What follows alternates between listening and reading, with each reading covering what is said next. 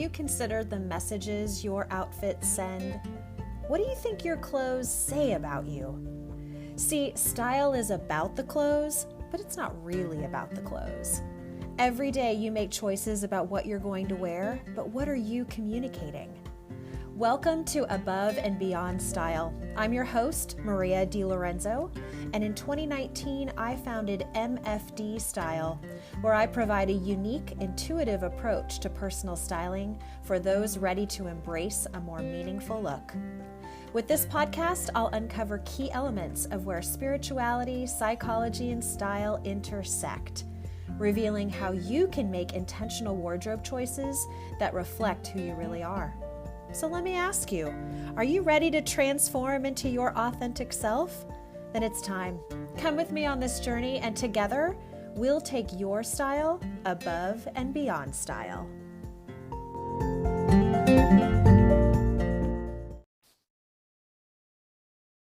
Hi, everybody. Welcome back to Above and Beyond Style. Again, this is season 2, where I have asked and invited in a variety of different experts from all sorts of different industries to go into that deeper level conversation around style.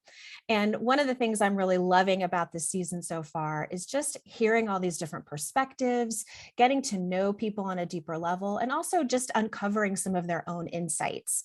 So it's just been really fun for me, and I hope you are really enjoying this so far.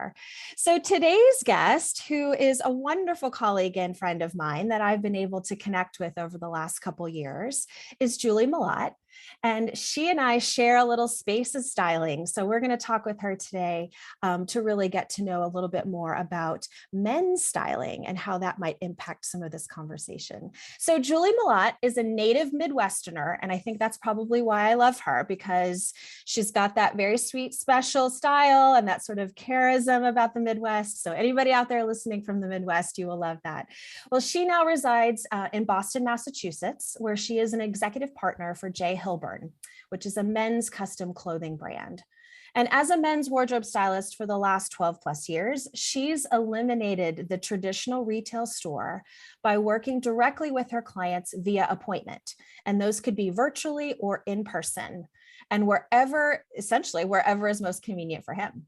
She will measure and assist in curating a wardrobe from work week to weekend that is uniquely the client's own at a great value and their convenience. She delivers unparalleled customer service with the best fitting, highest quality garments in his closet. So as a fellow stylist, I am really excited to welcome Julie to the podcast to talk about her own entrepreneurial journey and the overlap of where men's and women's styling can happen and where we share. So Julie, thank you for being here. Maria, thank you for having me. It's my pleasure. So much fun to have this opportunity to talk with you, because you have a very fun, interesting story of your own about how you got into styling and sort of how this came to be. So I'd love you just to share a little bit with our audience today tell us about you, tell us about your own background and how you got to come to J.Hilburn. Okay, well, again, thank you for the nice introduction. And as you said, I grew up in Milwaukee, Wisconsin. And my best friend ended up going to college here. So I came to visit. I loved it. And I took a semester off and I worked at a brokerage firm in Boston. And again, I just loved it and decided after I graduated from college, which is at University of Wisconsin, Madison, that I would settle here and work in the investment business. So I did that for about 10 plus years. I ended up opening an investment portfolio management and accounting system software company, and for a company that was based out of Chicago. And I did that for about 7 years. And what I loved about that was that I was building a business. It's very entrepreneurial. You know, I was starting the Boston office, getting clients, building an office, and with an annuity sale that was really based on client relationships, exceptional client service, and as a result, referrals. And I just loved that. I loved the autonomy. And then I wanted to start a family. So I moved on, got married, moved on, and I was wanting to bring it back home. So I got into the real estate business again, entrepreneurial, building a business, developing client relationships, offering client service. And I loved that. And I did that for about 4.5 years until I began a family. And then when my oldest daughter, I have 3 children, a daughter and twins. My oldest daughter is about to be 25, and I have boy and girl twins who are about to be 21. Anyway, my oldest was in 7th grade, I had a dear college friend approach me and say, would you like to sell men's custom shirts? And I thought, no, not really. But I have to say, I really, I thought about it and I said, oh, well, I enjoy fashion. I enjoy retail, and I really enjoyed working with men, but I didn't need to work at that point. And so I really felt it was important to be home with my family. But then my husband decided he wanted to start his own business. So I had what we call a why, right? As to why I wanted to have. And I thought about this and I said, well, this really checks all the boxes of what I love, which is an entrepreneurial business, selling a product. I was, certainly a high quality product was important to me, to a group of, at that point, really my friends. And if I delivered a high quality product, I could get referral business. And there was really nothing in the industry at that time. I mean, customized clothing was unheard of. So when I started to throw out the idea of doing this, because that was the thing I said, is let me start asking people who are close to me if this is even something they'd be interested in. And once I did that, and I had all of these people say, oh my gosh, I'd love to have some custom made shirts for me.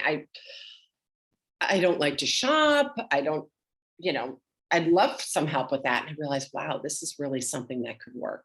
So there began my journey, and it's been 12 plus years. And what the other aspect of this business is that I built a team of stylists to do this with me.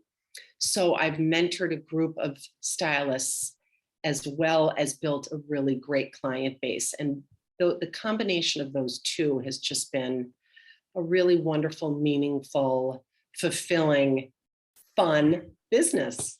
Yeah, you can tell that I love this thread that you've woven through building relationships, delivering quality service, being attentive and responsive, and all at a higher level, right? Being able to give people something that they really need. And it's such a cool story because I know a lot of stylist friends who work predominantly with women. And I think the niche of working with men is a really interesting space. And I think this is where, for my male audience listeners or those who identify as male, to be able to give some understanding about men's personal style. So I was wondering if you could tell us a little bit about, just kind of an overview, like what's it about? What does it involve? Maybe talk a little bit more about some of this direct sales for anybody that hasn't ever worked with a brand that does this. What does this sort of look like? Well, men, I have to say, and when I was younger, I sold in the retail, department store to women primarily. But for the most part, I've worked with men, and I really love working with men. So I can't make as many comparisons to what it's like, but I know that there are a lot of women in our business that have sold women's lines, do sell women's lines, because it's a really nice marriage to be able to offer something to the men or the partners of the women. But men are just so wonderful because they're so appreciative. They are extremely open to suggestions and ideas they really want. And but then there's a whole other bucket of men who have fabulous style themselves and really love to collaborate with me on curating a wardrobe for them. And again, for different reasons, right? I mean, I have TV people who need to look Yes. amazing. And then I have TV people who really know a lot about style.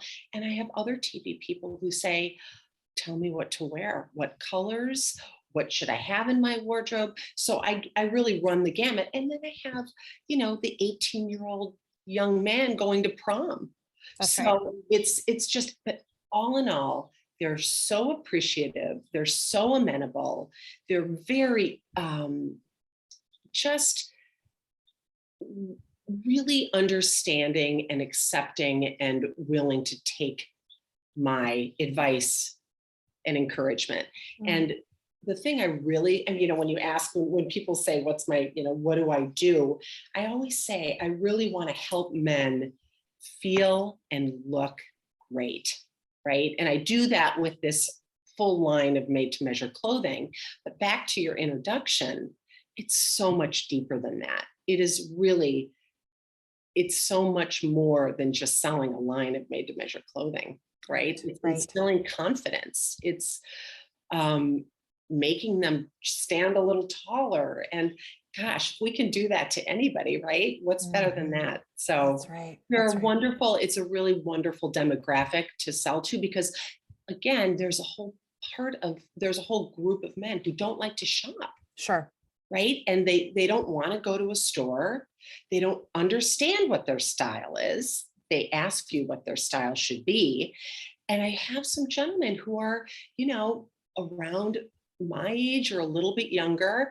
I won't say that age, but who are who are running their businesses and getting an influx of really young, kind of hip, trendy guys. And so this whole business casual world has thrown them for a loop. They're seeing young guys in hoodies and 5 pockets, and they say, wait, I don't know if that's my style, but can you bring me away from the suit and tie Yeah. and help me to, so that's really fun. I solve problems, I Yeah. solve problems and with a really wonderful product. So Yeah. And what I'm loving what you're talking about is I talk a lot in this podcast about authentic style is derived from your authentic self. yeah, So when you really come to kind of know who you are, your style is just a manifestation of that, right? It just sort of, that's your outward showing to the world of who you are. It's one of the many ways we do it, but it's one really powerful way because, at least in the United States, we get dressed every day and we show up, and this is sort of how we interact as a culture. And so, what I love about this kind of finding the middle ground, particularly with these men in business and navigating these kind of changing waters, if you will, is helping them not lose track of who they are and how they want to show up in the world, but also to be more representative of maybe their group, their industry, their, who they work for, and not lose sight of kind of the balance between those things. So my question to you is about, what are some of the things, you mentioned about this sort of challenge between the two worlds, but like, what else do you find men when they come to you with this request for support and helping identify style? Do you work in some of this space around kind of trying to match the person with their style? And maybe that's explicit or not. I'm just curious about absolutely. your own internal process. Absolutely. And, one of the things that I say to my clients is, I want you to be comfortable in these clothes. I want these to be your go-tos. Because if I try to project onto somebody what I think, I ask a lot of questions. You can get a sense, right? You can Right. get a sense of what people like and what they tell you they like. I compare this back to my real estate days. I remember people saying, I would not want a split level house in this neighborhood. And guess what? They'd end up buying a split level house in this. So you really have to uncover, right? Ask a lot of questions. I'm fortunate to have fabrics and, media and visuals to show them. So I can say, look at these. What do these speak to you? What do these key looks speak to you? And they'll say, I like that, I don't like that. So I could help them Mhm. And then I can give suggestions so that I am being true to their authentic style, because we know we're only going to wear what we feel good in. And I do want to tell you this one story, because this is kind of this summed up my whole business for me. It was one of those moments where I was like, this is why I do what I do. I Mm, had a client who was never wanted to get measured. He was a friend.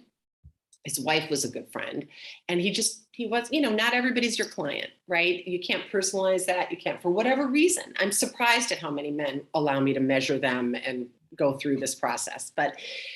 And I also like to make it fun for them. That's the other thing I like, is making something that's typically not an enjoyable process, a fun process. But what he said, finally, he had lost some weight. That was probably a little bit of what was holding him back. And his wife got him a gift certificate.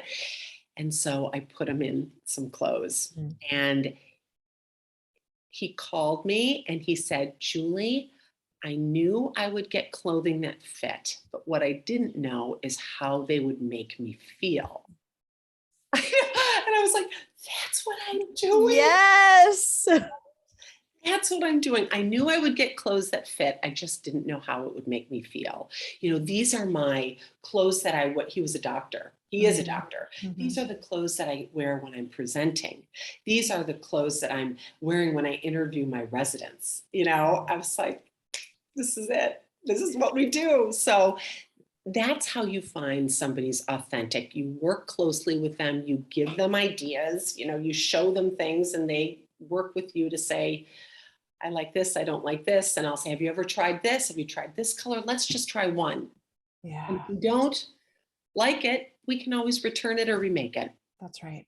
I love that. That's such a beautiful story. Thank you for sharing it, because that's really the essence of this, right? That we want people to feel as good as they look and to believe that about themselves, right? It's also that I talk a little bit about like the neurobiology of learning to train yourself to see yourself with these new eyes and to really come to see and understand and appreciate who you are and how you show up in your world, and for whatever your business or industry is, or how you have to present, that you have that confidence and the wherewithal to do the hard work, right? Like I can't imagine he has an easy job, and especially in this current climate. So I'm just imagining how it's like, I talk about like a tool for support. It gives him that little boost to do the thing that he has to do that day and to do it really well. That's right.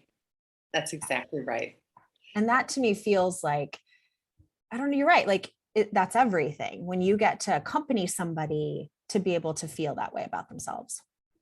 That's right. And also to I think the process of involving them Yeah. is something that they're usually not wanting to be involved with. To take an interest, it's also taking an interest in themselves, right? So it gets back to your point Mm-hmm. about that marrying of how you authentically feel and how your clothes will make you feel that way Mm-hmm. authentically, Mm-hmm. but the best possible version of yourself.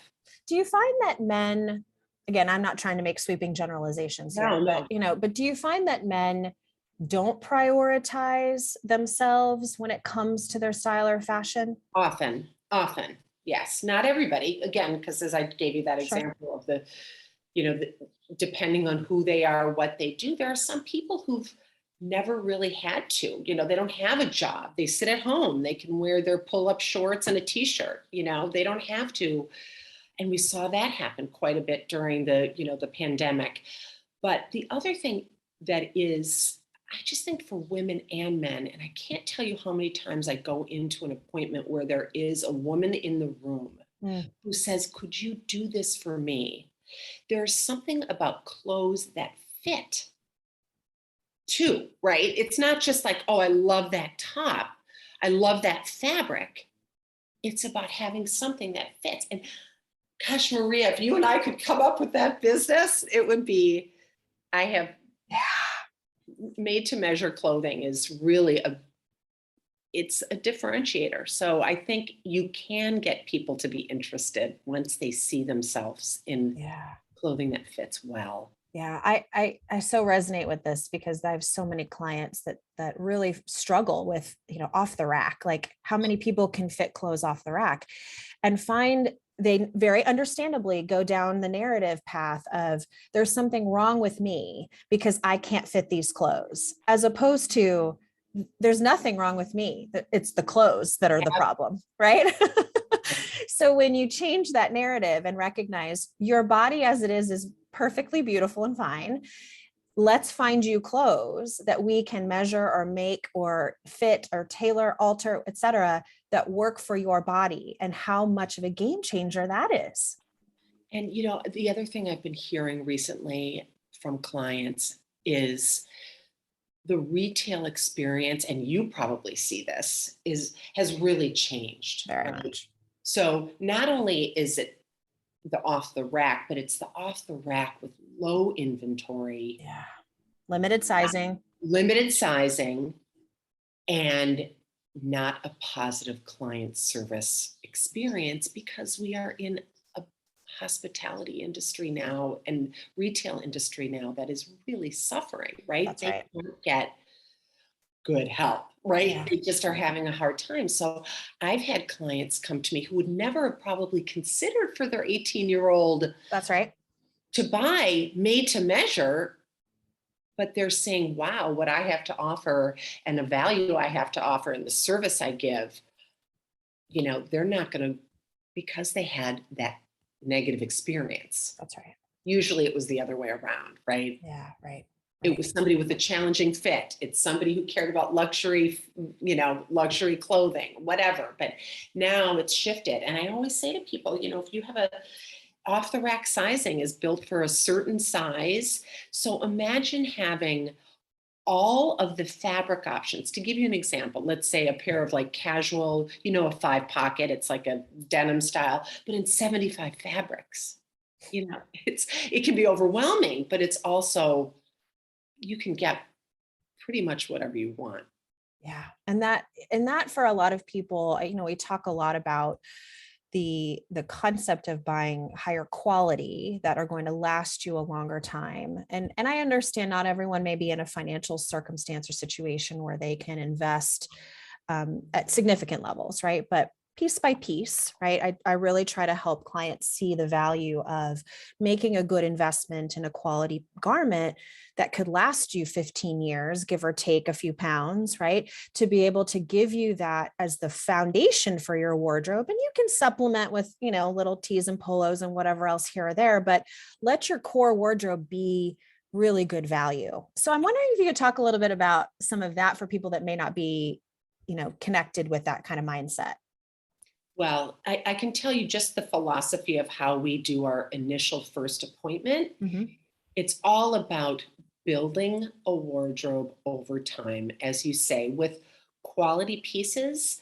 Um, I don't think that our pricing is at all, I think our pricing is competitive with retail environments that are, Nordstrom up to, you know, Neiman Marcus or some men's high-end men's boutique. We can run the gamut, but certainly the idea is that when I go and I meet with a client, whether it's in person or virtually, the first appointment is all about trying to test certain categories. We have 11 made to measure categories, but maybe choosing a few pieces in the casual and a few pieces in the dress, all based on what their needs really are.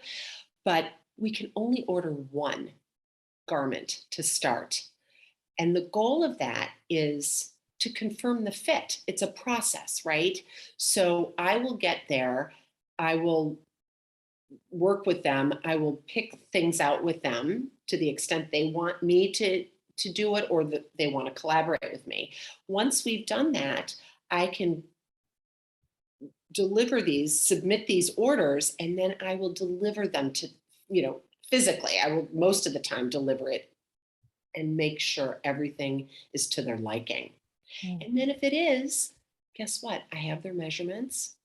They can order more if they choose, or they can wait and get more down the line. And I often talk about what you just said is, if you buy a suit, let's buy a suit that you can deconstruct, right? You can buy a sport coat and a pair of trousers. And when you go on a business trip, and if you are wearing suits, sport coats, dress trousers, let's mix it up. Let's get maybe a suit that has a light pattern to it, so you can wear the jacket as a sport coat with your pair of, 5 pockets or chinos, or get those charcoal trousers, that charcoal suit, and wear that charcoal trouser with a dress shirt and maybe a quarter zip, again, all with the idea of packing lean, making sure that those are go-to items for the client at a high quality product. Yeah. And I always believe from like a sustainability and environmental perspective, I want people to keep their clothes. And I Yeah. really, like having that sense of don't just wear it one season or one year and then it goes to wherever it goes in the landfills. Like I really try to get people to see the value of that. And Maria, the whole basis of our business is sustainability. We are making one garment for one person. Right. We are not creating a whole line of size 42 sport coats with we are doing one product for one client. So Yeah. we are really. Yeah, I love that. I really do love that because I think that speaks to, and I know for anybody who might be interested in women's direct sales in this space, you do some women's garments. Is that correct?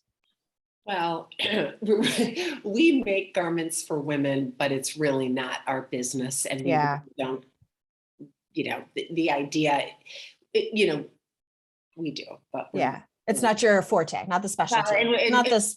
and I think the company sort of feels like if you make it for women, that's really not, you really. Yeah. Yeah, it makes sense. We do. And of course, I've made shirts for myself. I actually have a really cute quilted jacket that I've made, and vests and things like that. But it's not really who our core audience is. Yeah, that makes sense. We definitely do have women that we make clothing for. Yeah. Yeah. And I think that's important because I think there's an expertise there that I have experienced with J.Hilburn that I would want, obviously, as a brand to stay true to the brand, right? Right. And we do have some after, there are often times where there has to be after measuring tweaks that we really can't do because somebody is that specific. But again, we take care of that. The stylist takes care of that. We reimburse the client if there's no cost to the client. If it's an alteration, we can reproduce. What I was going to say about the women's, the reason we can't, maybe the word is guarantee. We can't guarantee all women's fitted garments because we have minimums, right? My shoulder doesn't fit the minimum of our minimum male shoulder, So the armhole isn't the same. So those kind of things that's why we say we really don't guarantee it. But there are plenty of women who can fit within those confines. So yeah, that's great. No, that's a helpful distinction to make as you think about that. I want to circle back to something we were talking about that I think will help us kind of come to like a full circle in this conversation. And it has to do with, you mentioned sort of as men come to you with a variety of different needs and perhaps even level of interest, when you are working with a client, I'd like to know I feel like I'm very clear on some of the messages or the internal dialogue that's happening with a woman and sort of what her struggles or her challenges are in finding clothing. What sort of things do you find as men are in this process, particularly related to their bodies? And I'm curious about how that shows up for your male clients. As I said at the beginning, I'm kind of surprised, or earlier, I'm surprised at how unself-conscious they really are about that. They really aren't very self-conscious. They look at this more, I feel like the whole process is a little clinical, it's measuring, it's once the measurements are done, it's really all a talk about what we said before, preferences, Mhm. lifestyle, occasions. Um, I don't, there are some gentlemen who are extremely body centric because they worked really hard to get into fabulous shape. And they'll also have a struggle with getting clothes that fit because they want them to fit a certain way, right? But I don't get that sort of, in a negative body image way. I really don't feel that a lot. Mm, that's so interesting because I'm always curious about the narrative, right? Like what's the internal narrative? And I think the women's, and I'm again, these are sweeping generalizations, so don't, Right. don't hold me to this widely, but I think women, I hear that narrative be very pervasive about how clothes fit, how that makes them feel about themselves and their bodies. What I'm hearing from you is that there is more of a transactional sort of experience with men and their clothing, and they're not going to that place of judgment about their bodies Right. based on whatever the number is, or like if my shoulders are, I'm 16 inches across in my shoulders, like, so right, like women have a judgment about that a lot of Right. times. Is that accurate? Am I representing that fairly? Yes, and I'm trying to actually think as you're saying this, there, maybe I don't see the people that are Hmm. super, super self-conscious, right? Maybe Yeah. they wouldn't. Well, and maybe there's also, again, a sweeping generalization because I know this not to be true, but they don't value the clothing as a reflection of themselves as much until they get into the process, Yeah, good point. right? So I don't sense it as much. Like I may see a gentleman and I can see that I will ask them, I will Mhm. say, do you have fit challenges? And they can state them, but again, it's not Not in as a way. emotionally driven, Yes, or yeah, exactly, yeah, exactly. yeah, This is it. This is what I am. yeah, They might, and they may not even see it, right? yeah, Which is also kind of a beautiful thing. yeah. And that's exactly what I was going to take from this, that I think there's a lesson for all of us, however we identify in our gender, that there's a balance here between the masculine and the feminine that we could both adopt, right? And um, that's not a judgment on the emotional reaction, and it's not a judgment on a lack of emotional reaction.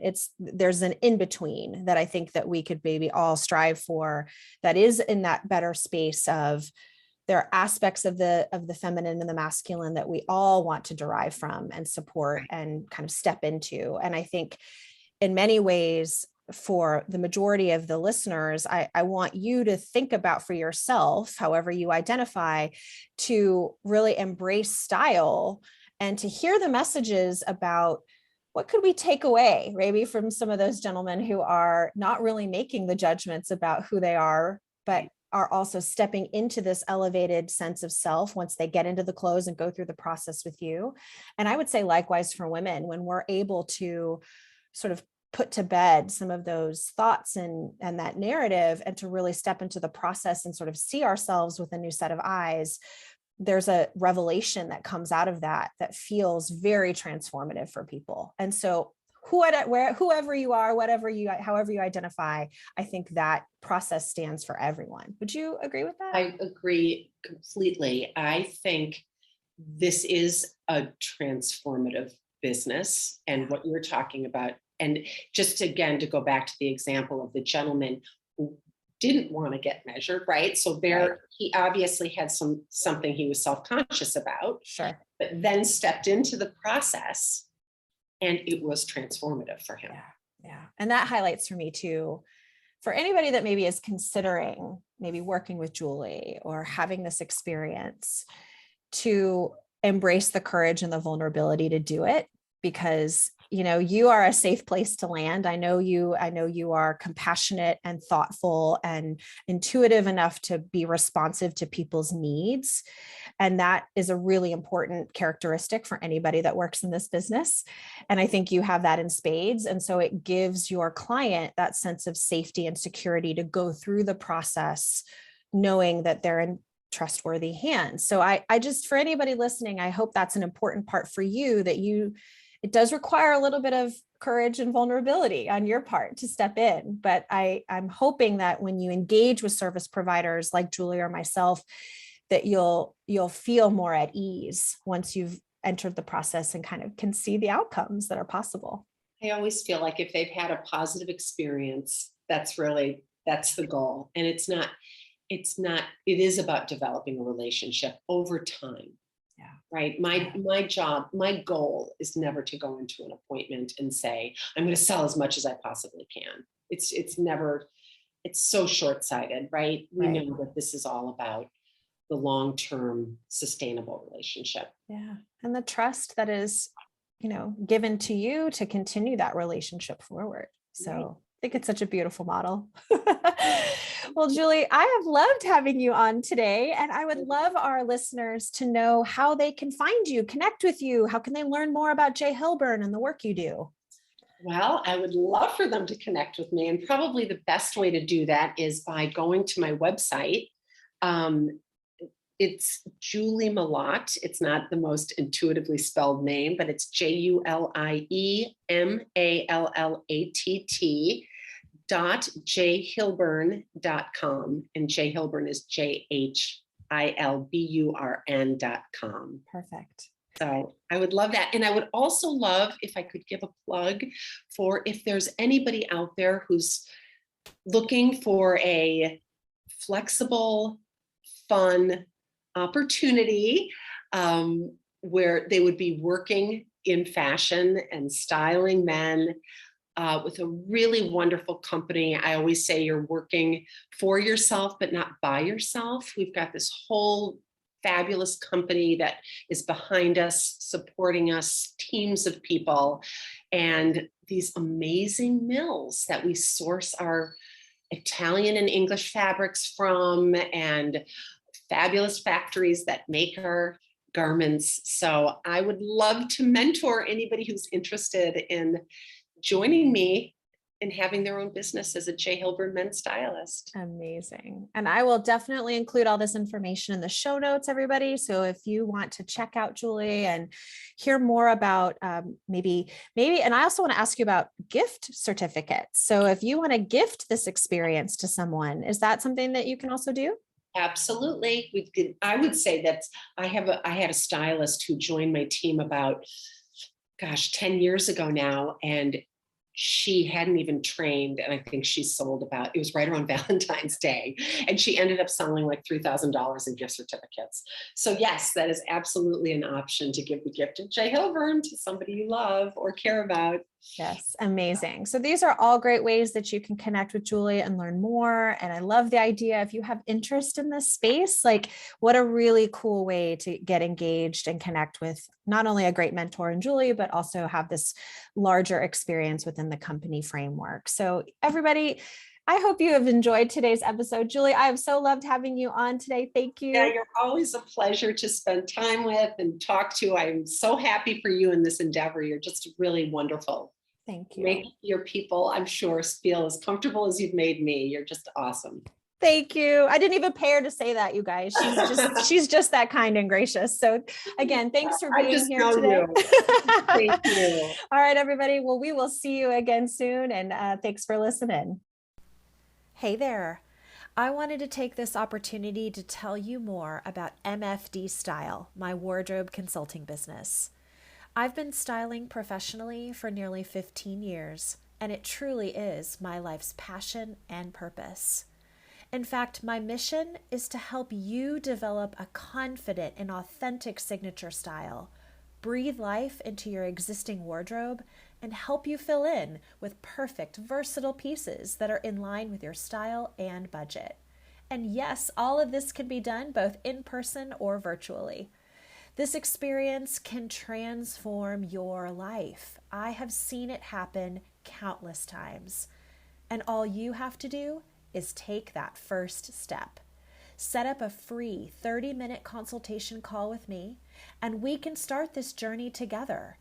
You deserve to have a wardrobe that mirrors who you are, and I am so ready to help make that happen. You can find me on the web at mfdstyle.com.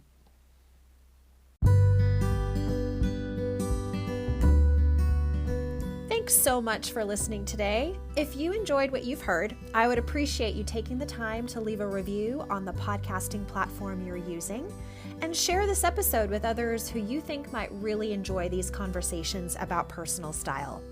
For more information all about MFD Style services, you can find me on the web at mfdstyle.com, on Instagram at mfd_style, where I post almost 5 days a week, or send me an email at maria@mfdstyle.com. I also have a weekly email I send to subscribers, so I will include the link to that sign up in the show notes. So until next time, friends, remember to love yourself and then love yourself some more.